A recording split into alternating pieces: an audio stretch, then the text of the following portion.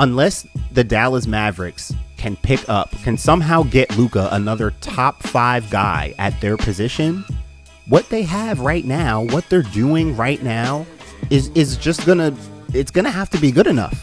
What's up, good people? Welcome back to the Basketball Society podcast. I'm excited to give you guys a lot more shows and episodes this year in 2023. Happy New Year, by the way. And if you're new to the show, wherever you're listening from, make sure that you are subscribed for more basketball content and conversations. In this episode, I want to address this crisis that people are making it seem like in Dallas. So what people are saying is that Luka needs more help, which is what always happens when an individual star just starts breaking out and making it seem like, which is true, but it comes off like he's just carrying the team. Get LeBron more help in Cleveland, get Harden more help in Houston. This person, they need more help. Listen, I love Spencer Dinwiddie. Christian Wood was a very nice pickup. I love Tim Hardaway Jr. He's streaky, of course, but he can hoop. I like the players they have. I like that they know who they are. Most of who they are is Luka, obviously, but they know that. They all lean into it, and that's what makes them difficult. That's what makes them who they are right now. Would it be ideal for Luka to have another player, a running mate, who is like top 5 to 10 at their position? Of course. With some of the young stars in the NBA, I felt like I knew we would get to this point with each of them. With these 4 in particular, Luka, Ja Morant, Devin Booker, and Trae Young. Because right now we're not so much in the big 3 super team era, more in the duo era. Kawhi, Paul George, Jason Tatum, Jaylen Brown, LeBron, AD, DeRozan, Levine. Like you had all these duos happening, and there's not as many. There's some big 3s out there. Like you got like the Pelicans have their big 3. The Warriors are, they're going to have, as long as it's Steph, Clay, Draymond, that's a legitimate big 3, right? But it's really more about the duos now. You got to at least team up with one other, top tier guy. In all of these cases, Trae Young, Devin Booker, Luka, Ja Morant, these are 4 of the top young stars in the league. Unless one of them ascends and gets themselves to the final, again, Luka got to the conference finals. Devin Booker has been to the finals. When you have someone like an individual talent like Devin Booker, you've got to maximize that. You've got to get him, because Chris Paul's not getting younger.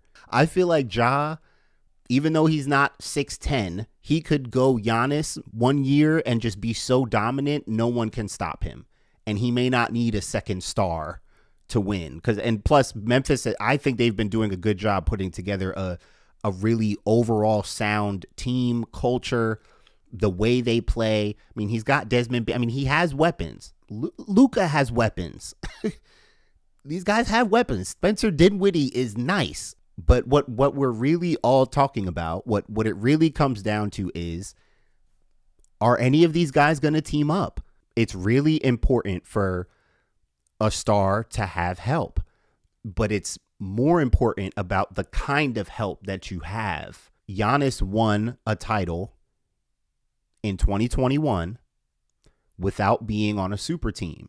People are calling for Luka to get more help. It's about the kind of help that he gets. He has help. He has good players on his team. Luka is who he is. He's a scorer. He's enjoying this. He's not out there to talk about get me another play, get me some help.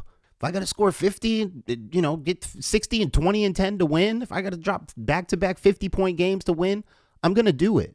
Unless the Dallas Mavericks can somehow get Luka another top 5 guy at their position, what they have right now, what they're doing right now is just it's gonna have to be good enough. There's something about when Luka takes over that it feels like the type that could win a championship. It feels like the type where if they get to the finals, if they're in that any series, having Luka, he could just take the thing over. That is obviously not a reasonable basketball strategy. That's not what Jason Kidd writes on the board. Luka, just go hoop.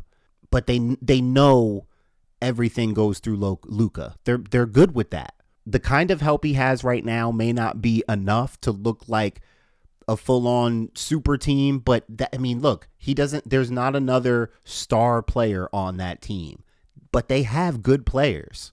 Unless they can get him another top-tier teammate, you're going to keep saying Luka needs more help. Luka needs more help. Luka's fine until he says, yo, this is too much for me. I need more help. They tried with Porzingis, right? Like they tried that. That wasn't working. It's just going to be interesting. A player like Luka, this is what reminds me of LeBron. Because I've said this about LeBron for years. I started talking about it again lately with the Lakers. It's just the fact that when you're so good, when you do so many things so well, Luka, when you're 6'7", and you're the best point guard, you're the best shooting guard, you're the best small forward, you're our best post player, like you're our best passer, you're our best, you just do all of it so well. You need such an elite level player like an Anthony Davis for LeBron. Like LeBron scouted Anthony Davis to say that's the kind of guy that I could defer to. You need such an elite level player beside a player like that, like a Luka, like a LeBron, for them to be like, I defer to him. When Jalen Brunson was going off literally in the playoffs for Dallas last year, a big reason why Dallas made it to the conference finals, it's not Luka didn't have any complaints. Luka will defer to Jalen Brunson. Even he defers to Spencer Dinwiddie when he gets it going. Luka can and will defer to people. He's done it already. But as a whole, as a team, in your system, as an offense, right? If you're talking about relieving Luka of this heavy burden of, having to score 60 just to win games, you'd have to get him a player that's somewhere close to his level. So that's what you have to look at to see if that's even realistic. Don't just say, well, he needs more help. He has good players on his team. And this formula has got them to the conference finals before. It may not be ideal for him physically, but I'm not going to complain until he does. I'm Martin Soares. This is the Basketball Society podcast. Make sure you're subscribed and stay tapped in for more episodes. I'll see you next time.